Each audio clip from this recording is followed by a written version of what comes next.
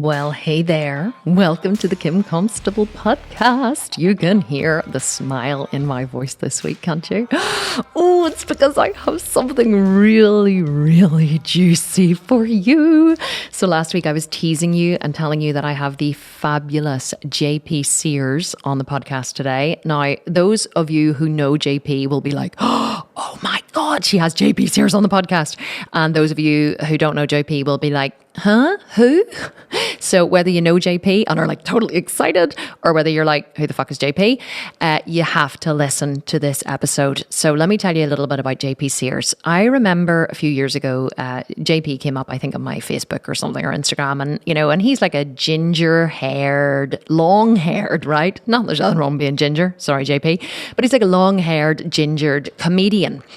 And I remember watching a couple of his videos and I was like, oh, this guy's funny. Yeah. He's like, taking like, concepts like being gluten intolerant or being, yoga or, veganism or whatever. He just takes, topics that are kind of controversial or even normal, and he makes them funny, right? And I was like, oh, this guy's like really quite funny. He made me laugh. I want to see more of him.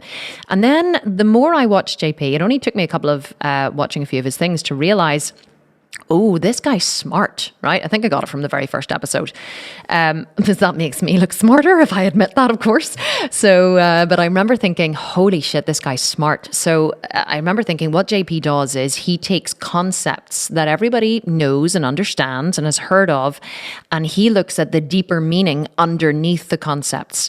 Where are we using this to get attention? Where are we doing this thing, to suffer and to get attention, or to blame others, or, just to be an asshole, or, really he looks at human behavior. So he takes concepts and he breaks them down out of content into process, and he looks at the human behavior that would underpin what would cause someone to do this behavior in the first place. And then even deeper, what it means to do that behavior to your own life and ultimately to the world. Now, if I've lost you and you're like, what the fuck, Kim? Like, this is literally an intro to a podcast and you've lost me already. I encourage you to stick around and to hear what JP has to say. The reason why I was so excited for this podcast truly is because, not to blow my own trumpet here or anything, but any of you guys who listen to this podcast will know that I think a lot deeper about concepts and about life and about the world and human behavior than the average human being. And I know this because I know that you guys love this and that you recognize this because you write to me and you say things to me like, you've literally changed my life. I just opened Instagram before I made this intro, and a woman had written to me, said, I listened to your podcast episode on menopause. I wasn't even going to listen because I'm not even in menopause. And something you said literally made me realize that the reason my daughter is lying to me is because she's scared. You said children only lie when they're fearful. And I realized that the reason why I'm confused as to why my daughter's lying to me, but I've realized that she's lying to me because she's scared. And she's scared because I'm angry at her. And she said, you probably have saved my daughter, my relationship with my daughter. That is why I do this podcast. That is why I talk about the things that I talk about. It's why I study human behavior. And it's why I was so excited to have JP on the podcast, because as soon as I started watching his stuff, I realized JP is a kindred spirit. He is a human being who I can project very, very, very deeply into, who I believe acts with the same intentions as me, and who just wants to make the world a better place. And honestly, this conversation, it's not very often I get to talk to people who think like JP, who have his kind of mind and who think about, concepts on the deep level that he does. And it was such a pleasure and a joy for me. And I know that you're going to love it. And I know that people expected this episode to be very much about, he has a lot of strong opinions on, mask wearing and vaccines and coronavirus and, on all different kinds of stuff. And I know people were expecting me to be, probably, oh, this is going to be juicy. I want to hear his views on this. He's going to be controversial. Well, as you probably realize, I very, very, very rarely have controversy on this podcast, because I like to get to what drives people. Why do they do what they do? What makes them the way they are and what's important to them? And that's what I went for in this podcast. I didn't have any questions prepared. Well, just a couple, but I didn't even ask them. I just wanted to have a conversation with someone who I would consider to be one of the smartest men I've ever met. Truly one of the smartest men I've ever met. So it was an honor and a privilege for me to be in this man's company to be able to pick through his mind, and that he gave me 60 minutes of his time because it is so valuable. And I was deeply, deeply honored that he chose to spend his time with me. So now that I have, completely built him up into some kind of god, an Adonis, you're going to be, if you have never heard of him, you're like, I'm very curious to meet this guy. I hope that you love him as much as I love him. And I'm going to let you go to the episode now and listen to the interview, and I will speak to you again at the end. JP Sears, oh my God. I told you before we started that I was nervous to do this, and there is a little part of me is nervous still, but I have had this on my calendar for a couple of weeks now, just waiting for the day when I finally get to talk to you in person. So thank you so much for being here. Hell yeah, sister. I'm happy to be here with you. And thank you for being the awesome, weird human that you are. Here, you don't do very many podcast interviews, so I feel deeply honored. It was our good friend Leila Hormozi connected us. So it's always good, to have a friend who knows a friend. But is there a reason you don't do very many interviews? Yeah, I hate people. They're just the worst. No, I used to, I'm sure I've done well over 1,000 podcast interviews, and back several years ago, there was a time where I said yes to every single request, and I loved it. I got to meet so many people, and I did back at the time. I didn't care if someone had a podcast following of 1 or 1 million. I just loved doing that, and then of course the seasons change where now my video production schedule, it's amped up. It's busier than ever, which is just what I love. My stand-up comedy, traveling, doing shows, writing. I just did a show a couple nights ago. That's amped up. And I'm a husband. I'm a father now. And I like to take a couple poops throughout the day. So it's just simply the level of demand on my time. And also I've learned I've got to prioritize my priorities. Which, man, I wish the day was at least 30 hours long because I love being a guest on people's podcasts. So now it's basically, I do my podcast, but it's just when I've got a personal friend, or I get connected to someone like you through a personal friend, then that's what I do. So yeah, that's my reason. Oh, I love it. And I feel the same. Actually, the demands on your time, that is the one thing about, getting bigger and more successful and having a bigger following, is that more people want a piece of you. And I sometimes wish there was about 20 of me to go around as well, but there's not. But I feel honestly deeply honored that you're here. And I wanted to ask you though about your background, because you weren't a comedian to start off with, were you? I didn't know this about you until Leila told me actually that your background was in coaching, and you were a coach. Wasn't that right? Like a personal development coach? Indeed. Yeah, I was several different kind of coaches, but, right before I started being a comedian, and even into being a comedian, I was a life coach. I started doing comedy, making internet videos back in 2014, and then kept coaching for a couple of years until things kind of really took off and I could, make a living doing comedy. But yeah, before that, I was doing life coaching, helping people do emotional healing work. And I got into that realm of coaching because I had been doing a lot of nutrition and lifestyle coaching. Before that, I was doing a lot of exercise coaching. I'm not sure if you've heard of a guy named Paul Chek, but he has an institute, and I took all his courses, started teaching for him as well. I started with him in my late teens when I was 19. So yeah, health and fitness, wellness, that's always been a personal passion of mine. And that's what I started doing as a profession. And while I was doing that, I was also telling myself it would be bad for business to let my natural humor out, certainly in any kind of public way. And that was nothing. It was the dumbest advice I've ever given myself, by the way. Yeah. But it was born out of my insecurities, because when I started off, I was 19. And then, I started teaching these courses around the world for Paul Chek when I was in my mid-20s, and I was always the youngest guy in the room. Mm-hmm. And I was teaching the courses. So, naturally I had some insecurities. And so I just thought, well, let me make myself look more mature than I actually am by trying to be literally pretending to be serious instead of letting myself be naturally funny. But looking back, I could see that's a huge sign of immaturity, not maturity. So anyway, I think Picasso once said it takes a long time to become young. So it took me a while to let myself become young again and let my humor out wherever I go. My humor has always been, rampant in my personal life with friends, family, ever since I was a kid. But to let it out in any degree in a public way, professional way, it took me until I was 33 to do that. Oh, I love that. People say to me all the time, because I have been known to be quite offensive at times, not because I like to insult people, but just because I'm not afraid to speak my mind. And so people have said to me in the past, or people have said about me, I get a lot of hate online, and they say, oh, I used to like her in the beginning, but now she's just become so arrogant. And so this is what I've been called recently, so arrogant, and I can't remember other words like that. And I laugh when I recount these stories, and I do on the podcast for people. And I'm like, but what they don't realize is I haven't become more arrogant. I've become more me.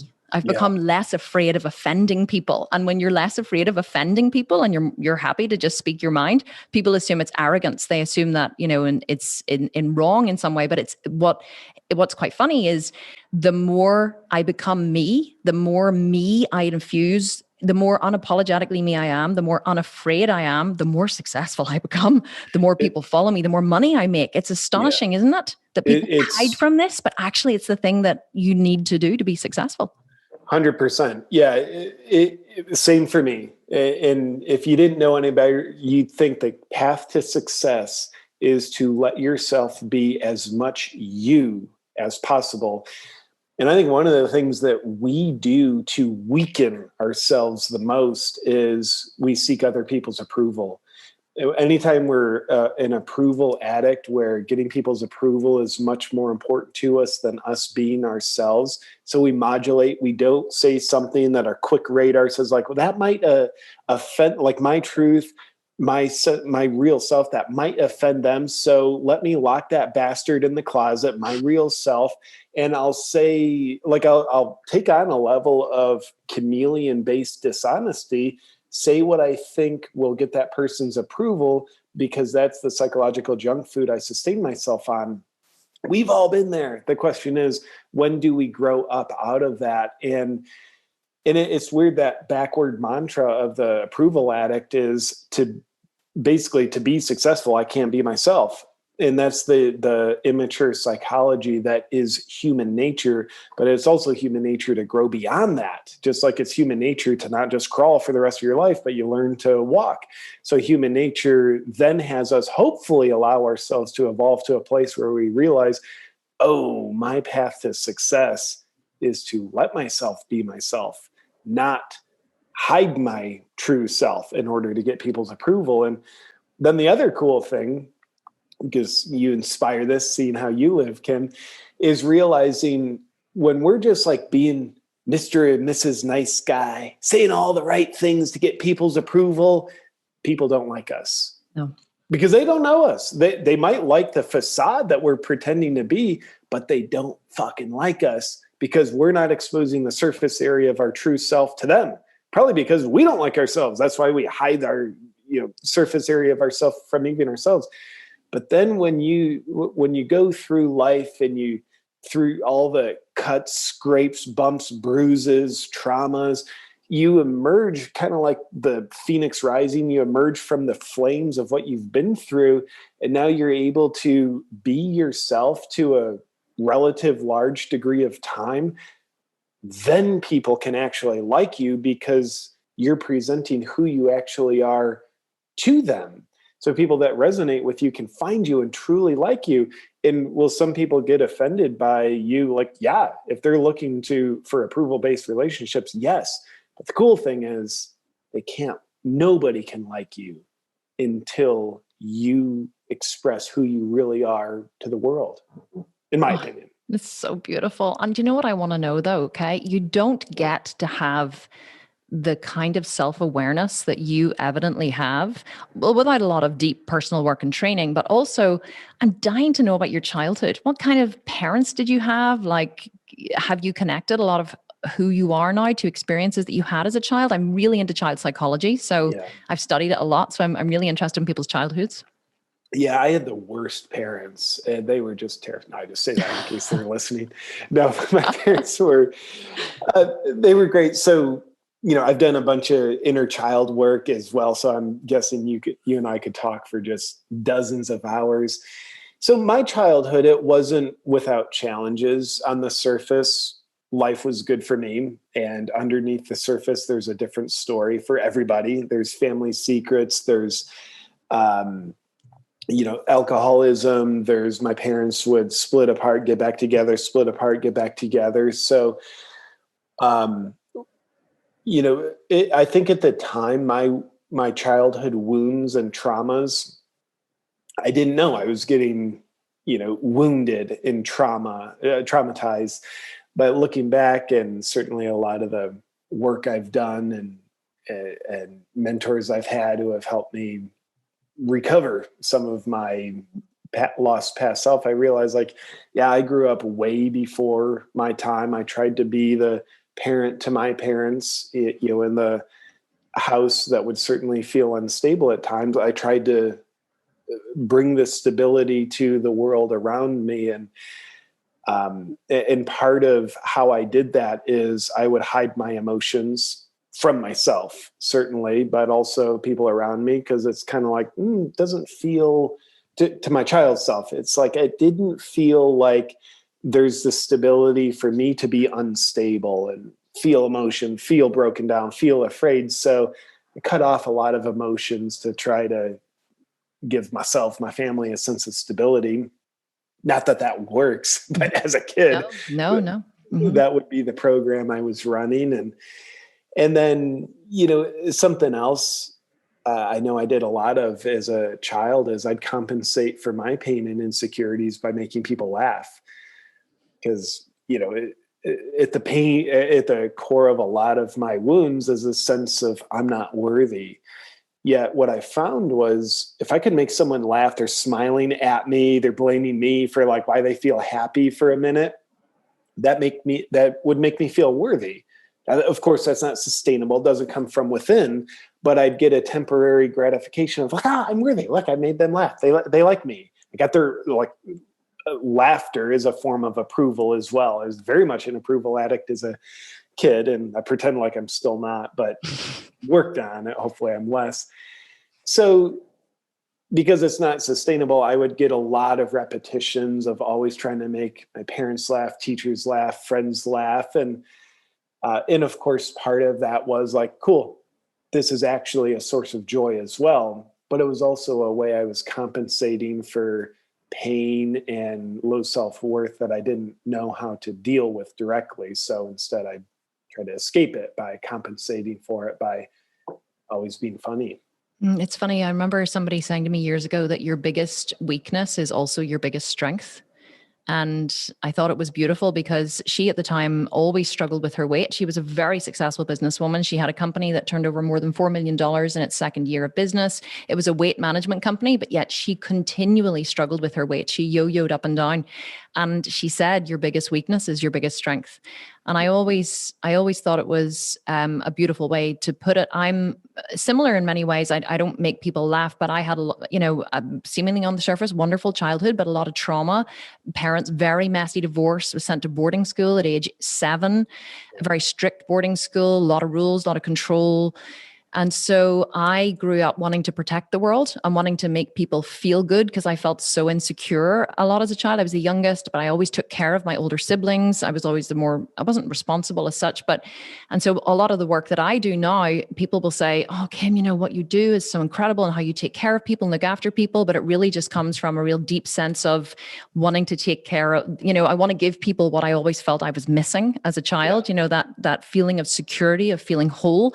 But then on the other side of that, JP, is that adversity is what makes human beings grow. You can't take away all of your children's adversity. And I think the struggle then I really want to get into parenting with you as well, because I know you've just had a beautiful little baby boy, Wilder. I have 4 kids myself. And so part amazing. of my struggle, say again? It's amazing. I didn't know he had 4 Yeah, I kids. have 4. Yeah. So I had 4 in like 6 years. So they're Good 15, God. 13, 10, yeah, 15, 13, 11, and 9. And so part of my struggle as a wealthy entrepreneur now who has built my own company because of adversity and struggle that I had that made me want to strive and be successful. Now I have a housekeeper and a personal chef who take care of my family and bring my children breakfast in bed. And I'm like, how do I create natural adversity for them to, because that is what causes children to grow and to be, entrepreneurs and successful in the world. Obviously, we have good values we instill into them, but, there is there is definitely something in, adversity is what causes human beings to grow. And I think that it's a struggle for parents who are successful, but who are also aware to give their children a lot of natural adversity. Have you thought about that as a concept? Like you're recently a new parent. So I would love to know, have you thought about the kind of parent you want to be, the way you want to bring Wilder up, the kind of values you want to instill in him, or are you just going to Yeah. make it up as you go along? Yeah, yes to both. I've thought about it, and I'm sure a lot will be made up. And I'll share a thought. But first, I so love your thought that we need adversity, and I do believe we can only be as strong as our adversity is deep. It's just like, I mean, you've got muscles, and you realize if you don't give your muscles adversity, not only will they not grow, they won't get stronger, they'll shrink. Yeah. So we inherently know that, but also our psyche is a muscle as well. And we need adversity. And granted, if you live in an abusive household, that's probably like, hey, I'm in the gym 24/7. I never let myself recover. So the dose, the dose is whether it's too much or right Yeah. amount. But so, yeah, I, I think one of the things I'm vigilant of that I don't want to do to my child is give him the opposite problems than what I had. So I think it's very easy. We can look at our childhoods and this never happened to me, or this always happened to me. So I'm going to make for damn sure the opposite is true for my children. And the pendulum swings the other way. So now the adversity isn't like, hey, I'm never there for my son the way my dad was never there for me. Now it's like, hey, I breathed down his neck and I'm suffocating him. And it's like he just can't have a sense of self because I'm all over him. Even though that's like born out of a lot of love, but also is born out of undealt with pain. Mm-hmm. And Carl Jung, he's said the greatest burden a child must bear is the unlived life of the parent. So I'll screw up plenty, yet I do have that in mind as one of the ways to probably help me screw up less. But I'll tell you what's so important for me with my son is I want to love him with all my heart. And I know he needs adversity, so I'll screw him up, but I'll do it with love. But also the values that are so important to me that I want to bathe him in is bravery, honesty, love, kindness. That's so important to me to expose my child to. And it's not like let's force feed those down his mouth, but You model them. The call is for me to embody them so fiercely because it's the modeling. Mm-hmm. So yeah, I appreciate you asking. And I'm curious for you, you're many steps ahead of me in the parenting path. I'm curious what's most important for you with regard to how you raise your children and maybe even mistakes you've made that have caused you to course correct in a good way. I think that I do talk about parenting a lot. Everyone keeps asking me to start a parenting podcast. We radically unschool our children, it's called. So they've never been to school. We don't. They've never been vaccinated. They've never been forced to do anything that they don't want to do. We live by principles, not by rules. So we have punishment, what I call punishment in integrity. We have consequences that are natural based consequences that aren't based on fear. So if something destructive happens, there's no fear-based consequence to control the behavior. There's a cause and effect. I live very much by cause and effect. So I like to teach my kids, just because you didn't like the effect or you didn't expect it or didn't think it would happen doesn't mean it didn't happen. It happened. So now we have to address it and we have to figure out the cause of it. What was the missing resource and what can you do to to right the wrong, if you like? What can you do to, and if something is you've acted in a way that isn't your highest value. With children, this is obviously they don't act according to their highest value, but it's about teaching them about ethics and about values and about breaching those ethics. So for me personally, how I measure, I think that the problem is many people don't measure their children based on values or ethics. They put them into an institution such as school, which I don't think is a good thing. Me personally, I think schools are damaging to children. I don't believe they're good for them. And so they put them into schools. And so therefore the child's measurement now becomes, am I getting, what are my grades? And am I, on the soccer team? And did I get on the cheerleading team? And am I valedictorian?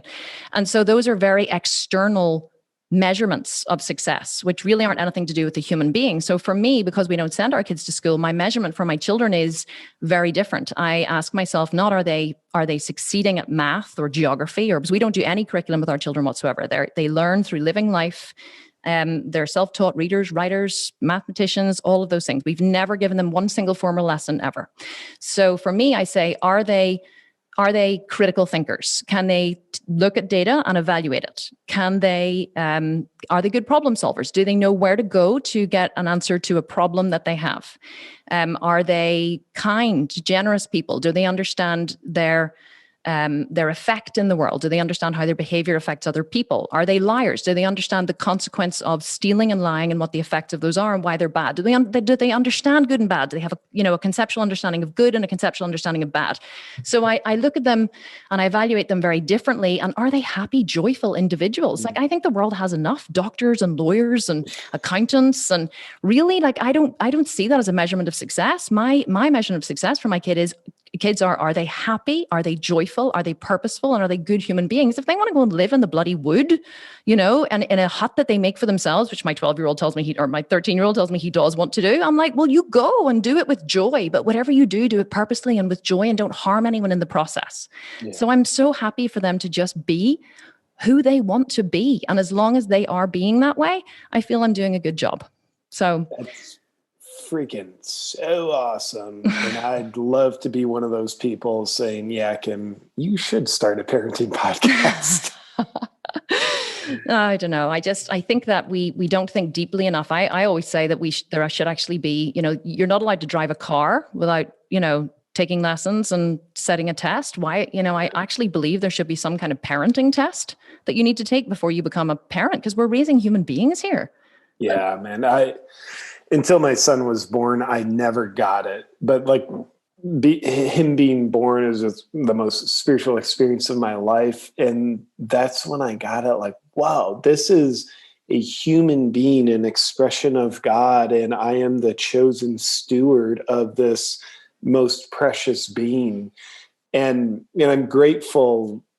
We had him when I'm 39 years old, which, God help us, if I had him when I was 25 years old, I don't think I would have been a terrible parent, but I probably would have. Yeah, less aware. Yeah. Yeah. So I feel you on that. I mean, it is, I think, the biggest responsibility, the most important responsibility known to man, which is raising a child. And yeah, so I feel you. You don't need a license to do it.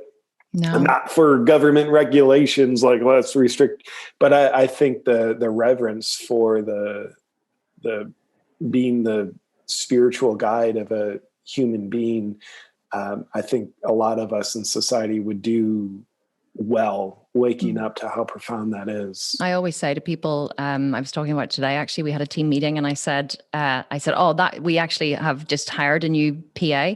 She came in for an interview and she left. And I said to Christina, my COO, I said, that girl was well loved.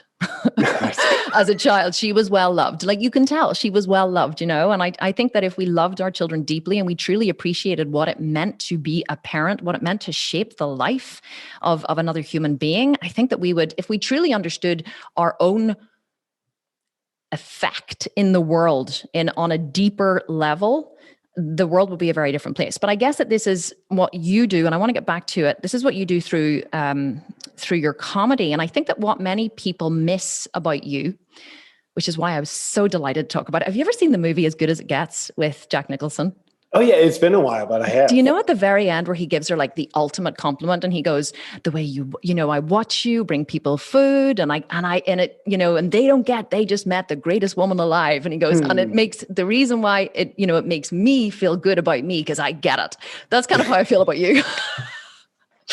So you're like, is this a compliment for me, Kim? Or I don't Let me tell you what I actually mean. Right. So here is why I think that you are possibly one of the most phenomenal human beings I've ever met, because what many people I think miss about your comedy is that you're not really talking about gluten or coronavirus or masks or whatever. You're talking about the deeper issues that underpin human behavior that even allow these things to exist. So I loved your video that you did in 2015, wasn't it? How to become gluten intolerant. Yeah. I just thought it was amazing. And I can see how people who exist on the surface structure level in what I call content. So I like to separate things into content and process. So content is, I am offended because I am actually gluten intolerant. And how dare he say that I'm making a problem over this? And I can totally try on why people be that. And then there's other people underneath who go, oh, interesting. So this may actually be something that people create in order to get attention, which isn't a bad thing. It's just that you need to become aware of the fact that you enjoy suffering and causing a problem where none exists in order to get attention. And all of these different things that, that unfortunately we get reprogrammed sometimes badly as children to be given attention for things that really are not attention worthy. And I feel that is the message that you're trying to bring with your gluten videos and with your satire and your comedy. Is that true, first of all? And secondly, is that something that you do purposely with that in mind? Or am I totally making shit up? No, you're not making shit up. You're reading my deeper intentions. So thank you for seeing me and my true intentions, Kim. And yeah, for me, one of the wisest people I've ever known was one of my original mentors named John McMullen. And he had just a simple saying. I remember it from the first day I met him, December 3rd, 2003. He said, there's always a story under the story. And we can get stuck at the literal level and just, stuck in this story of like, oh, he's making fun of gluten. That's bad or that's good. But I think consciousness expands when we go to the story under the story, or we stop focusing on the literal and we see the symbolic, something greater expressed in the finite. So for me, yeah, like the gluten intolerant video, that was born out of my, I don't know, at the time, a decade and a half of being gluten intolerant. And I started to notice like, I act like an asshole a lot of times. Like I go home, visit my parents, and they're so generous. Like they'll have food for me, and I would just be like, "Oh, there's gluten in that. I can't eat that." And so you are actually gluten intolerant? I didn't know that. Yeah, I'm like gluten intolerant light. I can eat it, but I won't shit myself. But I do better without it. Right. So eventually I started realizing like, yeah, I'm gluten intolerant, but right now I'm not being gluten intolerant. I'm being an asshole. So I started to realize the psychology underneath my behaviors that I was just sweeping under the rug of, oh, I'm gluten intolerant. This is how I am. And like, pick your poison. We do that, whether it's veganism, paleoism, being keto, or like fucking like I want my family to be healthy and there's the coronavirus or whatever it might be. We have the self-righteous behaviors, the need for attention, how we become significant through self-destructive ways and then blame someone else for how we feel.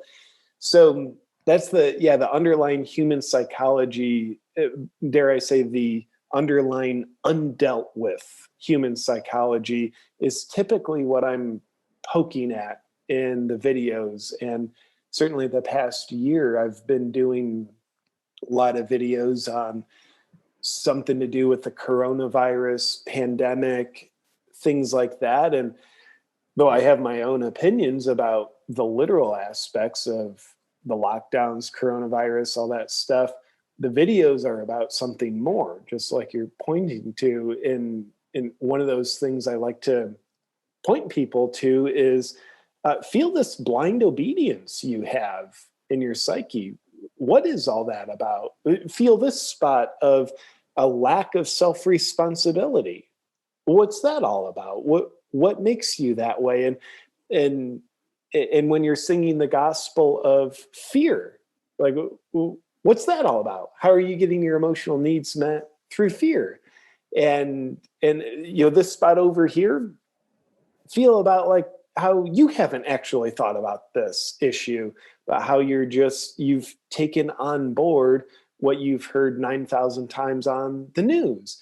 So, we all have our shadow self. And for me, the shadow self isn't necessarily bad. I define the shadow self as aspects of yourself that you're unaware of. We all have them. And I like to help people become aware of themselves, whether it's a part of themselves carrying pain, whether it's a part of themselves, it's their greatest gift. A lot of people aren't aware of that, but hopefully the videos can get people more in touch with themselves, their feelings, so they can discover like, oh, this is why I do this. And if it doesn't serve them, they can be a little more empowered to not do that and get people more empowered with their own thinking. Not my thinking, not the news's thinking, but their own thinking. So that's a lot to ask of a freaking comedy video, yet that's the direction of intention that I have in the comedy. Why is that important to you? I love humanity.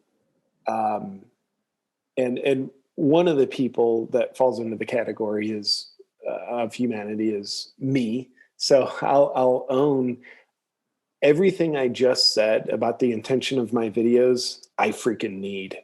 Like, I feel way more whole, way more empowered, way more fulfilled from the inside out when I'm making up my own mind, when I'm thinking for myself, when I notice like, holy shit, I'm doing this and it doesn't serve me.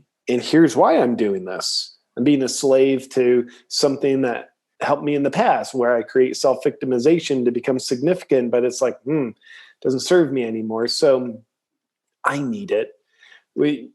I think a lot of people, they teach what they need the most, and I do myself to give myself all these things, and I still need it. So I'm highly motivated to invite other people to drink from the same well of not only just self-awareness, but self-empowerment. And with that, being such a fan of humanity, I think one of the things that our society does significantly to disempower themselves is to rely on people outside of themselves to shape their perspectives, to shape their practices, to shape what they do and don't do with their families. So I think self-empowerment needs to come from within, but we're outsourcing a hell of a lot of our truth and our ways of living to authorities that don't deserve our allegiance. Right. And actually, when you were talking there, I actually started to get a little bit emotional, because I realized that I think that people can make the mistaken assumption about you, certainly about me, that we're flippant and that we don't care and that we like to make fun of things because we can, or it's some kind of attention-seeking behavior. But I think this is why I'm so excited to, I guess, interview you and talk to you, is because what I see or what I felt from you was, and I certainly now hearing you speak about it, is that actually where it comes from, what we do in the world, is from a deep love of humanity and a real need, I guess, for want of a better word, for people to feel better in their lives, to feel better, to do better, to be happier, to be more joyful. It actually comes from such an altruistic, I guess, or such a place of true humanity. I think that, does that even make sense of what I'm saying? It's like, I'm not making fun of coronavirus or the left and the right or whatever because I can, or because I'm a comedian, or I want to like get more YouTube views. It seems that you're driven driven to try to make the world a better place. And how you do that is through your comedy and through taking concepts that are very well known that people can relate to and inviting people in to think deeper about the issue, simply because thinking deeper about the issue will bring them to probably a deeper sense of self-awareness, which will ultimately cause them to be happier and to lead more joyful lives and raise more joyful kids and have, a friend of mine used to say, he who has the most joy wins. And I always loved that quote. He who has the most joy wins. What else are we put here for except to feel better? Yeah. And is that what underpins it all, JP? It is. And you've articulated it way better than I ever could. And hell, even if that wasn't what it's all about, I would say yes to that because it makes me sound more intelligent. But truthfully, yes. And man, I think joy comes not from necessarily getting what we want, because what we want is oftentimes born out of our ego, not necessarily our true self. I think joy comes when we are true to ourselves, in spite of what the external circumstances are, though oftentimes they improve when we're more true to ourselves. But being true to ourselves, man, I think when a person lets their heart, their higher self, their heart, whatever you want to call it, but when a person lets their heart be their guiding light in life, that's where the joy comes from. When they outsource the guidance, the guiding light of their life, it's not fulfilling. I mean, we all know, just classic overused example, someone in a job they don't like, but it's secure, their joy just gets sapped. And it's not because of the job, it's because of the lack of following their heart. So ultimately, the comedy, it's not designed to get anybody to believe any one thing. It's hopefully designed to get people to cut the scar tissue that binds them, to guide their lives from something that's not their own miraculous heart. Yeah. My sister said to me once, years ago, I'll never forget, she said to me, Kim, she said, you'll never, she said, it just upsets me when I see you. I was always posting about, I'm always advocating for children and children's rights and children's, and peaceful parenting and nonviolent parenting and nonviolence in the world. And I used to be a lot more vocal years ago about it, except now I have this huge platform so I can talk about shit and people listen. But years ago, I would have been like fighting the good cause. And she said to me once, Kim, you're never going to change people's minds. And I said, Carrie, I'm not trying to change people's minds. And she said, well, what are you trying to do? I said, I'm trying to reach the people who think like me, the people who are open to hearing this. I'm not trying to, I completely know there's a whole segment of the world, the larger portion actually, who can't even hear what I'm saying. But there's this tiny little portion who are struggling or who are open, who are ready to hear what I'm saying, who go, oh, hang on, I'm going to listen to this girl for a minute. Yeah. Don't worry, it's fine. So, and I said, it's those people that I'm trying to reach. I'm not trying to change people's minds. I'm trying to, the ones whose hearts are already slightly open. I'm trying to reach them with my message. I'm not trying to actually change people's minds. But you just have to be, you have to know you're going to piss people off when you're doing it. Here, I have a question for you, and it's a little left field, right? So, have you done any of the? You have. I've seen on your Instagram. So the the whole Wim Hof method that's out there at the minute, and the ice baths. So, well, listen, I think it's great. My husband's doing ice baths at the minute. He's trying to get me to do one every day. I'm like, no. I have a viscera on my stomach that, like, if cold water goes up over my stomach, it actually triggers a fear. So I definitely need to work that with my coach. But I have a theory about the Wim Hof movement. Do you want to hear it? The cult. Yes, I do. The cult of Wim Hof. So I believe one of my, just to get into the deeper issues of humanity, one of my personal beliefs is that the problem with the world at the minute is that we don't, years ago, our ancestors used to have to work, like really work to produce value. They had to work to feed their families. They had to plow the land and walk for miles and, and groom their horses. And so there was a lot of physical activity going on. And I'm a bodybuilder, so I understand the benefits of physical activity and obviously, what happens after you train. I know you train as well. And so I think that I've been watching curiously the, everyone getting into freezers and ice baths and all of this stuff happening on Instagram, just watching this movement curiously take on board and being really interested because truly, JP, I have so much adversity in my life with my company, my 4 kids, my training, that I really do not need an ice bath. I do not. any more adversity in my life. And it occurred to me recently, oh shit, the reason why things like this are taking off at the minute is because people truly don't have enough adversity in their lives. And so they, for a minute, when they get into an ice bath, they feel alive. They feel their bodies, they feel their emotions. They have to deal with this complex, these complex feelings that come up. And for a moment, they feel alive and they're connected to self. Yeah. And that is a lot of what the ice bath movement is from. You can slap the whole, it helps with recovery and opens the capillaries and all of the surface stuff that people talk about. But what are your feelings on that, on humans, on where the world is going in terms of our values, our society? Like, yeah, is that too deep a question? Have I left it too open, too vague? No, I think you and I are plugged into the same brain sometimes. I look at, the ice baths, which, in the winter here, I'm in my pool every day because I love it when it's cold. And I have the same view of them. Like, I don't do it for the physiological effects. Like, I so don't care about it. I do it for the psychological effect of I'm doing something uncomfortable. I'm doing a training routine of adversity. It's something I don't want to do. And I do believe the single most important formula for growing as a human, or whatever you identify as in the moment, growing as an entrepreneur, a parent, but just a freaking human kangaroo, is get uncomfortable. An avoidance of discomfort, emotional, physical, but all of it, because it all counts. An avoidance of discomfort, I think, is the principal reason why people aren't happy. By the way, I mentioned following one's heart. Following one's heart is so uncomfortable. Mm-hmm. There's so much fear and so much emotion that comes up around it. So for me, getting into an ice bath, that's training. I'm going into discomfort. I know it's going to be uncomfortable. I'm going to do it anyway. And then I'll experience I'm okay afterwards. So much like a soccer player might be training in the gym. They're doing lunges. They have weight on their back.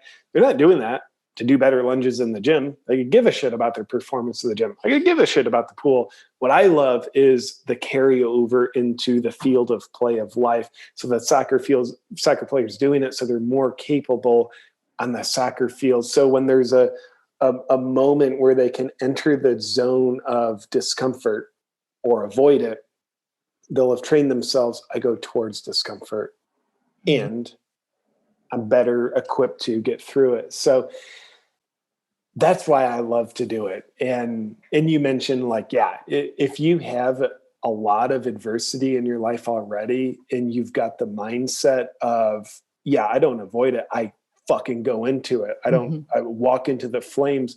Awesome. To me, it's like you're a soccer player with enormously strong legs. You might not need, what will improve you isn't necessarily the lunges in the gym. It might be some other element. So, but I agree. We're living in a world where we have vilified discomfort. We've made it a bad thing. We've made it such a bad thing that everybody who finishes the race, we all get the fucking trophy, because we're so afraid of a child experiencing the discomfort of their own emotion. It might be a sense of ooh, I didn't do very good, or fear, or whatever. We're vilifying our soul. Carl Jung has said feelings are the language of our soul. So we're teaching kids that your feelings are a bad guy. No, your fucking feelings are your best friend. That's your soul right there. So because we live in this culture that's vilified discomfort, we realize we're living in this nerf world. And thus, I think people's true nature, it seeks out what it needs. We can only nerf the world so long. We can only handicap ourselves so long before our true nature starts reaching for the nutrients we need. And in this case, one of the nutrients we need is discomfort. And if that's in the form of ice baths to help break the spell of fucking gluten intolerance towards adversity and discomfort, then cool. I think that's a great tool. But ultimately, I think what serves us best is when we're living in a state of mind where we have the capability to look at something that's going to be uncomfortable, whether that's a tough conversation with our spouse or leaving a job because we know I need to pursue this, or saying no to this or no to that, standing up for what's right, speaking our minds on social media, even though we know cancel culture is going to come at us. When it has a sense of purpose, we go for it anyway. That ultimately, I think, is what we need and what we're going for. So I love discomfort. And, one of the reasons why I love working out, I like what it does for my body, but I love the discomfort of it. I love how that trains my psyche to hopefully have better carryover into the field of life. I love bodybuilding. I actually always liken it to, I make a lot of parallels, especially in this podcast, between bodybuilding and business building, because I built my business at the same time I built my body. And in the gym, I do a form of training called high intensity training, which means you have to train to failure. So we go to failure in the last 2 to 4 reps of every set. And that's truly where the muscle grows. It's forced reps, half reps, whatever you need to do to get through it. I have a massive physically and actually in the bodybuilding world trainer. And, I think that one of the things talking about the sports day where everyone gets a prize and there's no winner, I think that not only are we shielding our children from feeling their emotional bandwidth, if you like, we're also teaching them that failure is bad when actually failure is the only way we grow and learn. I love failure. In my company, I always say we either succeed or we learn. And if there's a failure, I go, yes, great, there's a failure. What's the missing resource? I'm like, what do we need? Do we need a new person? Do we need a VA? Do we need an extra computer? If we failed, it's because we're growing so fast that the system broke. And that's what I said to the PA we were interviewing today. I said to her, we grow so fast that we break continually, and breaking is great because then it shows us where we have a missing resource, and then we can fill that missing resource and we can continue to grow. So she was like, I love that analogy, but I think this is the problem of what we're doing with our children. So I would love to even circle back to that for just a second and say that I think that the problem is, first of all, when our children cry, it triggers us. And we're like, that triggers our inner child. So we want to stop them from crying. No, it's okay. Everybody gets a prize. Their crying makes us so deeply uncomfortable because we're not okay with our own emotions. And then we train them that failure is bad. So no wonder we have a whole bunch of millennials running around feeling the world owes them a living and they've never failed and they're entitled to everything. And they're like, the world owes them a living. I've employed a few millennials. God, it's been very, very, very not a good idea. And so I just think that, I truly think that in order for the world to change, which I'm very passionate about, I believe we need more self-awareness. We need more discomfort. Our ethics need to catch up with our technology. And I believe that, it all starts with parenting our children. And I loved it whenever I saw you had a son, because I was, yes, there's another good parent in the world. So going to parent well. I hope you have more children, JP. I hope you have like 4 or 5 or 6. I think the world needs more parents like you and Amber. Tell me about your wife.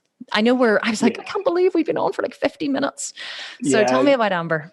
Oh, she's amazing. She's just the best mother. And, she's been a vegan for a number of years. She's yoga background. She does one-on-one business coaching with women wellness entrepreneurs. And she's just awesome. I met her in Costa Rica, and and not to sound too cliche, but she's my greatest teacher. She helps me become a more whole person, which, by the way, when I say she's my greatest teacher, I realize that's also a passive aggressive thing we can say, like, it means they fucking piss me off. So there's a lot to learn. But that's great. Of course, we have our challenges, but truly she does help me. I mean, living in this closed circuit of energy with her called our relationship, I'm able to connect with more of my manhood and claim my manhood and claim my missing pieces of self because of just her brilliant grace. And granted, it certainly takes awareness and effort on my part. So I'm just so incredibly grateful for her, and her light just shines so bright. She's always so happy and optimistic, and so she's my greatest blessing. Oh, she's wonderful. I started following her on Instagram after, you'd tagged her a couple of times. I didn't realize that she was pregnant. And then of course I started following her journey, and I think it's beautiful. I think that she, I can see you guys have a great relationship. So I was just interested to hear your projections of her. Which I loved, which was so beautiful and pure. I had like this whole list of questions to ask you, and I didn't actually ask you any of them, but this has just been just absolutely amazing for me to have a chat with you. I would love to ask you though, before we finish, is there anything that you wished I had have asked you that you would like to talk about before we finish? I can give you the stage if you would like it. I love that question. Yeah, I would say, yeah. Part of me wishes, Kim, this is how deficient you are. I love the question, what do you think is most missing in the world? And my answer to that is, it's a little bit synonymous with something I said earlier, but I'm going to throw a different answer with it. What I think is most missing in the world is people's relationship with God. Now, I say God, that's kind of uncomfortable for me because I know there's so many ways to misinterpret that, perceive that, or like, fucking, this guy's a Bible thumper. It's like, I've actually never read the Bible. Probably should, probably benefit from it. But when I say people's relationship with God, what God means to me is whatever's greater than yourself. And I think that's what's most missing, because when we're truly connected and aware of our connection, receive guidance from that connection with what's greater than ourselves. And you might call that Mother Nature. You might call that your higher self. You might call it the collective consciousness. You might call it God and fantasize about a man in the sky with a beard. Like whatever greater than yourself means to you, man, that is, humanity's unstoppable when people are connected to what's greater than themselves. We don't take shitty advice. We're not manipulated by corporations. We're not manipulated by corrupt politicians, because guess what? We trust something far more than them. And if our relationship with what's greater than ourselves, it speaks to us through our heart, our feelings, our gut instinct. And when they're saying, for example, how I interpret it, when they're saying, don't see your friends and family, I'd be like, I hear those words, consider that information. And my heart and feelings is telling me something different. So based on my relationship with what's greater than me, and I consider that to be far more intelligent than any fucking human being, I'm going to abide by my relationship with God, my relationships with what's greater than me. And not that source necessarily tells all people the same thing. No, we have different relationships. Yet I think humanity's unstoppable because it means we're being guided by the highest source of good we could possibly imagine. There's evil in the world. And I define evil as anything, anybody that wants to control you in a way that is not in your best interest. There's evil in the world. Might be an abusive husband, might be an abusive politician, might be a power-hungry business person, power-hungry politician that wants to use you, manipulate other people so they can have more money in their bank account. That's evil. And evil only affects us, for the most part, evil only affects us when we become obedient to it. We only become obedient to it when we're in a state of fear. And that state of fear is typically what clouds our feeling-oriented connection with God or wherever we come from. So my thought is that I don't have anybody's answers, but I do know what people are connected to has not only answers for them, but they have answers that are in their highest good. So I think we need more connection with God.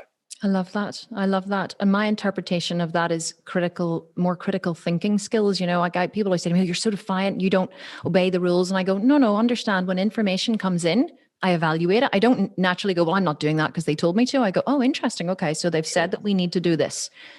How does this fit with, let me evaluate the data based on what I have. Let me look at the data and evaluate it, and I'll make a decision based on what I believe is right for me. And I'm happy to have the consequences of whatever that is. And, I think that we've lost the power of evaluation. We operate on fear, but a lot of that, JP, I believe, is trained through our parenting in our schools. We're parented with fear.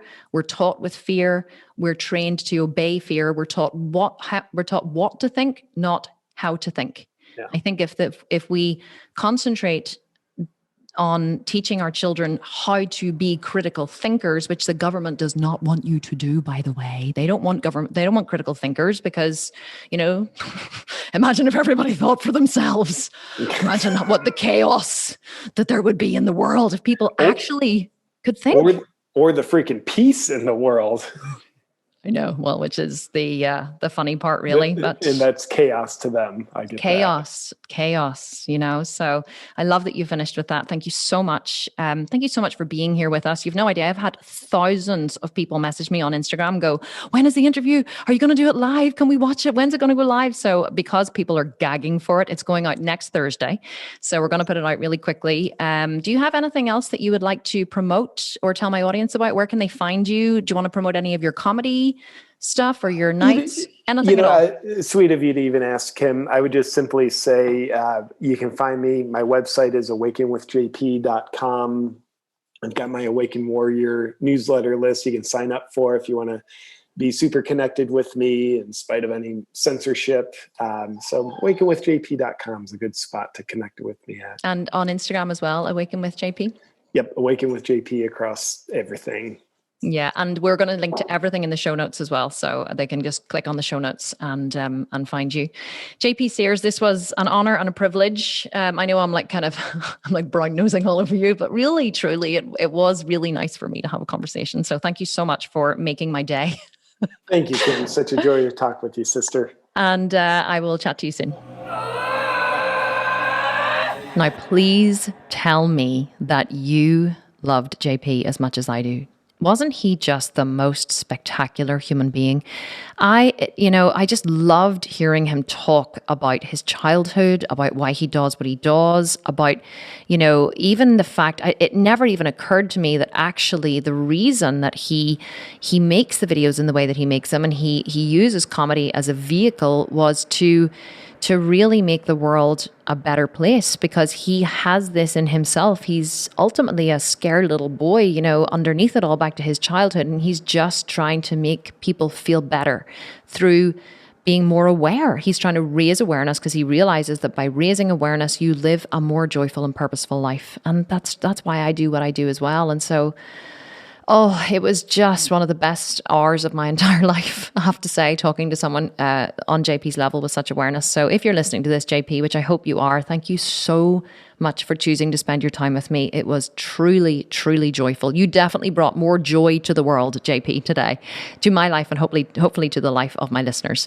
Now, guys, don't forget that if you want to win a copy of a Sculpted Vegan program, simply leave a review wherever you're listening to this podcast, especially on this one. Send me a screenshot on Instagram at The Sculpted Vegan, and you can be in with a chance of winning one of our Sculpted Vegan programs, including the $1,500 Sculpt and Shred program.